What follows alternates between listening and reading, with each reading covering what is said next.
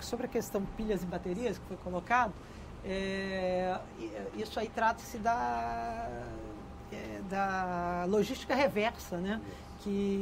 Onde o produtor do resíduo ele tem que ter responsabilidade no retorno desse resíduo, na destinação adequada. Eu disse um pouco isso, eu fui secretária estadual, não fui secretária municipal, e a questão da coleta do lixo é uma atribuição municipal, então a gente tem que buscar, né, mais educação, mais conscientização, mas também tem que ter os meios, porque muitas vezes a pessoa quer devolver a sua bateria, a sua pilha, ou a lâmpada adequadamente, ou o remédio fora do prazo de validade e não vai encontrar isso. Então, aqui no estado a gente está, mas aí é uma questão, por exemplo, a Estela falou, isso é uma questão para ser regulada nacionalmente, porque é muito complicado você fazer essa regulação, seja no âmbito do município ou do estado, porque os produtos atravessam fronteiras, né? E hoje a União ainda está, o governo federal está avançando lentamente, o próprio CONAMA está muito atrasado nessa questão da logística reversa, mas aprovou a Lei Nacional de Resíduos Sólidos e lá está previsto isso, tem que regulamentar, né? Isso aí. Então, nós não fiscalizamos, a Secretaria Estadual de Ambiente e o INEA não fiscalizam essas estruturas de logística reversa específicas, mas temos política para isso. A nossa tendência é o seguinte, se a União não fizer, nós vamos fazer. Então, vamos tratar de criar o sistema aqui. Agora, falando sobre a questão de arranjo institucional, né, que tipo de entidade poderia, né, ou que tipo de arranjos poderia ter para fazer gestão, e principalmente gestão ambiental na região metropolitana, mas que, na verdade, é um assunto totalmente multidisciplinar, né, N questões aí. A dificuldade, eu também me lembro, não cheguei a conhecer a Fundrem, mas herdei ao longo da minha vida alguns projetos ainda desenvolvidos na época da Fundrem e conheço muita gente que fala do que a Fundrem fazia, como trabalhava e tal, que a Fundrem era a fundação aqui da região metropolitana que fazia planejamento metropolitano e que infelizmente foi extinto. Agora, eu tenho uma certa dificuldade, e eu acho que a experiência dos comitês e das agências de bacia, ela está mostrando isso, a dificuldade que é em estruturas tão maduras e tão onde os feudos já estão tão fortemente definidos, né? Aquele equilíbrio de forças ali, a dificuldade de qualquer entidade nova que chegue para ela ter poder e ter capacidade de fato fazer alguma coisa. O exemplo do Sistema Nacional de Gerenciamento de Recursos Hídricos é um exemplo cabal dessa dificuldade. A dificuldade o máximo que essas entidades que chegam conseguem é ocupar vazios de poder. Mas se ali já tiver poder, olha, já tiver ali uma entidade com aquela atribuição, ou o que vai acabar fazendo é reuniões e reuniões e reuniões, junta um monte de gente e não consegue avançar. Eu não estou dizendo isso para dizer que a gente não deva fazer. Eu acho que eu estou dizendo isso para dizer que a gente primeiro não deve enxergar nisso uma panaceia, né, como solução para todos os nossos problemas, mas também que temos que pensar muito bem em como o que a gente quer para essa entidade e como empoderá-la para que ela, de fato, consiga fazer alguma coisa. Eu, dentro da gestão ambiental, a gente hoje tem um instrumento que é chamado avaliação ambiental estratégica, que a gente tem buscado usar aqui. Não tem muito poder, assim, não se torna uma lei, mas é um instrumento de planejamento, né? Então, aqui, por exemplo, na região do Arco Metropolitano e do Comperj, foi feita essa avaliação ambiental estratégica, precedendo o licenciamento. Por exemplo, ela serve de balizador para o nosso licenciamento. Nós contrariamos um aspecto da avaliação ambiental estratégica lá no Porto Açu, na região, no complexo industrial lá do Porto Açu, em São João da Barra, uma terra de ninguém, não tem nada aquilo lá. O máximo que tem são os plantadores de maxixe. E o Ministério Público entrou com uma ação contra o INEA por ter dado a licença ambiental de uma siderúrgica que não é heat recovery, outra tipologia, porque ela emite benzeno e a heat recovery não emite benzeno, então, e a avaliação ambiental estratégica tinha dito que não era para emitir benzeno lá. Não tem razão nenhuma para você não emitir, mas enfim, estava lá e agora o Ministério Público tomou ali, olha, a avaliação é um instrumento que está previsto na lei e pode usar. No dia a dia aqui nosso, para fazer gestão ambiental, tomemos, por exemplo, essa questão do lixo, o que nós temos feito lá na Secretaria do INEA a gente usa um pouco de tudo, entendeu? Prefeito, a gente põe um pouco, uma cenoura, né, um subsídio para poder estimular ele para um caminho, usa o nosso poder, né, de órgão licenciador para dizer vai ser aqui sim, aqui que vamos fazer e tem que ter e aqui que é essa solução. Usa, na hora que precisa, a gente também fomenta lá, instrui o Ministério Público para que ele também haja e entramos junto com o projeto, com o investimento. Então, a gente um pouco tenta empurrar as coisas para que elas caminhem, né, nesse sentido. Hoje eu tenho uma dificuldade. Para fechar Gramacho, fora a questão dos catadores, tem uma questão que é o seguinte: o Rio de Janeiro foi solucionado, foi para a Seropédica. Nilópolis e Mesquita, que eram dois municípios que jogavam lá em Gramacho, nós, com compra de lixo tratado, conseguimos mandar para um aterro em Nova Iguaçu. Só que a Prefeitura de Nova Iguaçu resolveu brigar com o concessionário e não aceita o lixo de mais lugar nenhum. Criou uma guerra, já está no Supremo, no Superior Tribunal, no TSF, porque eles chegaram à conclusão que não querem lixo em outros municípios. Agora é véspera de eleição. Eu não consigo convencer nenhum prefeito a deixar que 1.000 toneladas dia de lixo de Caxias e mais 500 toneladas dia do lixo de São João de Meriti entrem em seus municípios.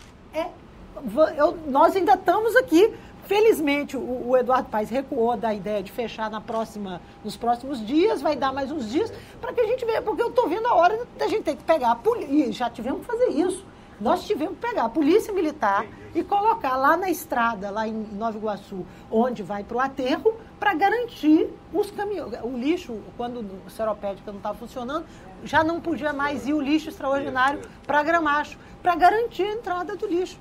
Mas assim, a ponto de ter que pôr polícia. Então, não é fácil você gerir na ausência de um instrumento, né, como esse. Por outro lado, não é razoável que cada município tenha um aterro sanitário, né, nem do ponto de vista ambiental, do ponto de vista econômico, de solução. E no caso, assim, você pega um município como São João, Mesquita ou Nilópolis, não tem nem onde, nem que quisesse, não tem.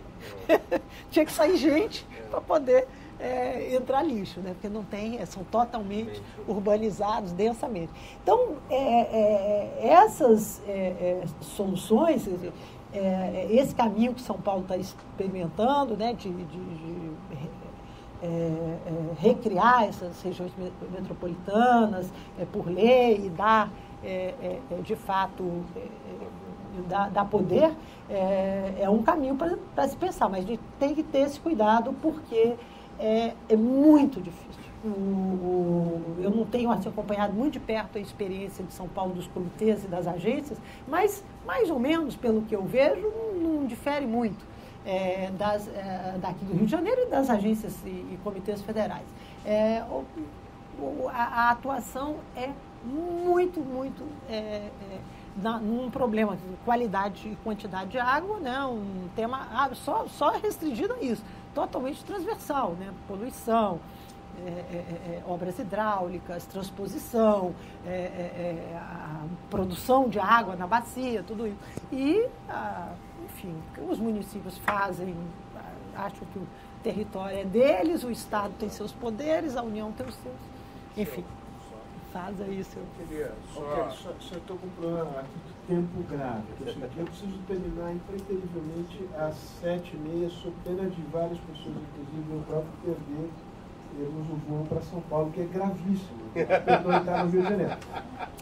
Gente, nós como somos daqui, vamos ali no boteco, ali acabou a conversa. Para fazer uma pergunta, e outra pessoa que fez uma pergunta muito breve aqui, que eu vou comentar porque ela não vai ser respondida neste âmbito aqui, porque não diz respeito estritamente a esse âmbito. Eu pergunto à pessoa... Você, exatamente. Tá. Posso fazer? Por favor. A Marilene já falou um pouquinho dessa questão da agência, da CICO, não funcionar.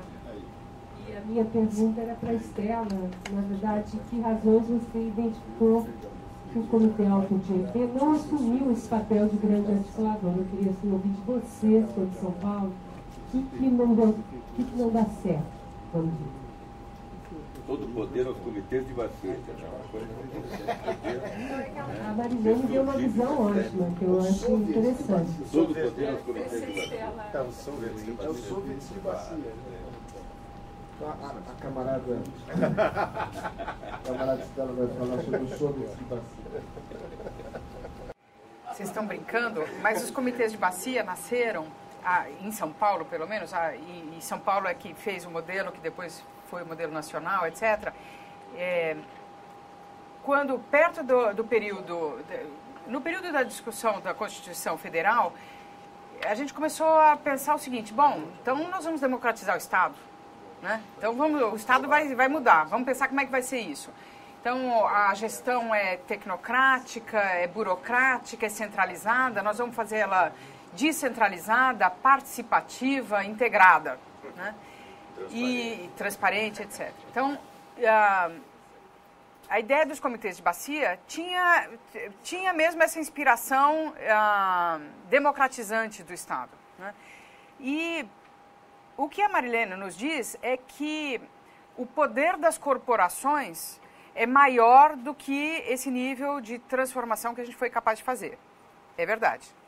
E eu diria... concordo totalmente com ela e acho mais ainda uma coisa que eu venho tentando traduzir isso em uma discussão mais conceitual e não é simples, que é a respeito dos processos, a gente estava falando lá fora, os processos de tomada de decisão dentro do Estado, né? Dentro do poder público brasileiro. Nós temos camadas e camadas de planos e projetos e processos de planejamento, instituições de planejamento e empresas de consultoria que fizeram planos e eles não são implementados, ou são muito parcialmente implementados. Por quê? Porque quando o Estado vai tomar decisões, não usa aqueles projetos. E por que isso? O Estado toma decisões imediatistas e toma decisões em função de quem traz o projeto pronto para ser licitado. Fundamentalmente é assim que se toma decisão no Estado. E nesse sentido, as corporações são prisioneiras desse processo. E se você cria agências interinstitucionais, você ameaça a cadeira em que o camarada está sentado. E isso não pode acontecer. Não pode acontecer, né? O funcionalismo não permite isso.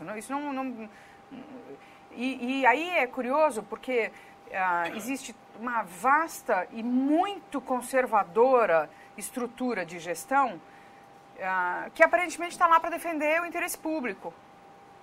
né? E, na verdade, ela está lá porque é conservadora. Está lá para defender suas aposentadorias, sua estrutura, né? E tem um poder de mando muito grande. E é muito difícil de ultrapassar isso. Muito difícil de ultrapassar, né? E de dar transparência para as decisões, etc. Bom, no caso do Comitê de Bacia do Alto Tietê, tem agravantes muito mais dramáticos, que a gente sabia na hora que fez a legislação, tentou um caminho que eu vou explicar qual que é, mas que ainda não resultou, que é o seguinte: o Comitê de Bacia, ele tem o Estado, os municípios e a sociedade civil, né? E dentro da sociedade civil tem os usuários da água, indústria, agricultura, energia, abastecimento, etc, etc. Como que numa região metropolitana de 18 milhões de habitantes, você garante legitimidade para as representações? Você pode dizer muito bem quem é o que tem legitimidade para representar o Estado, para representar o município, mas e a terceira parte? É impossível de garantir legitimidade, né? Então, nós fizemos o seguinte: já 1 ou 2 anos depois da aprovada a lei, a gente fez um adendo que é o seguinte: o Comitê de Bacia do Alto Tietê vai ter 5 subbacias. E são 5 subcomitês. E cada um deles, então, tem a sua representação. Não adianta nada, né? Porque eu vou representar a sociedade civil qual? De usuários da água, né? Que segmento é? Ou academia? É muito difícil de você estabelecer processos de representação com lastro numa estrutura como essa, uma estrutura social como essa, 18 milhões de habitantes, né? Para tomada de decisão que afeta o uso do solo, que afeta o uso da água, etc. Então, isso de um lado. Foi um tipo de problema muito grave que a gente não conseguiu ultrapassar e eu não sei se vai ser possível ultrapassar. Talvez não, talvez tenha que pensar outra coisa. Depois, criou-se uma agência para definir o plano de bacia, os planos de bacia, para subbacias e para a bacia do Alto Tietê. E essa agência ainda é muito frágil. Ela é muito desestruturada e, para ela ser de fato forte, ela tem que se apoderar dos recursos da cobrança pelo uso da água, que ainda estão na bacia do Alto Tietê, está embrionário.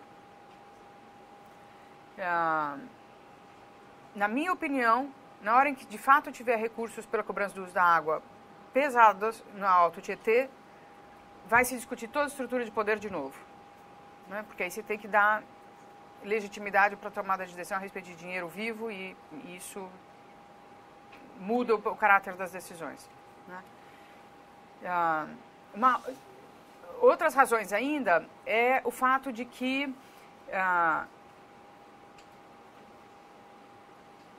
o Estado ainda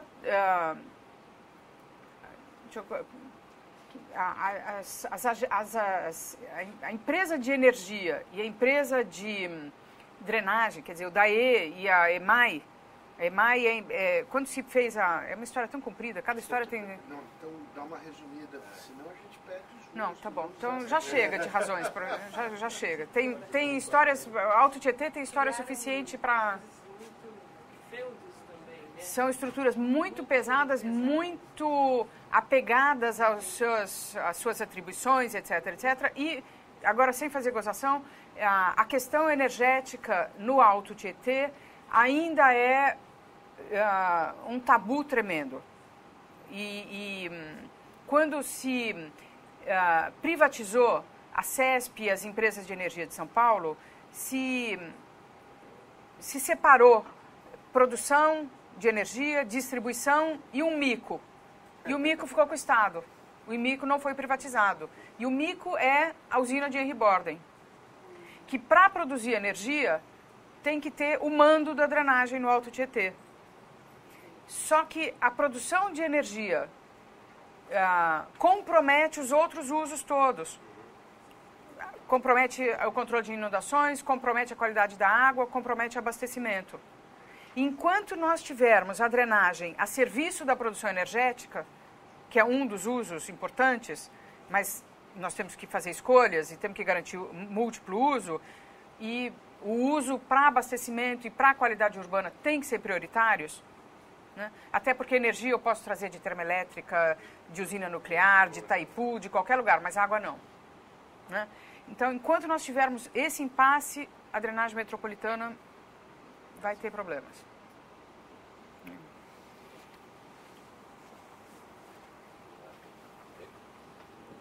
Pedindo escusas aqui, eu vou ter que encerrar o nosso encontro.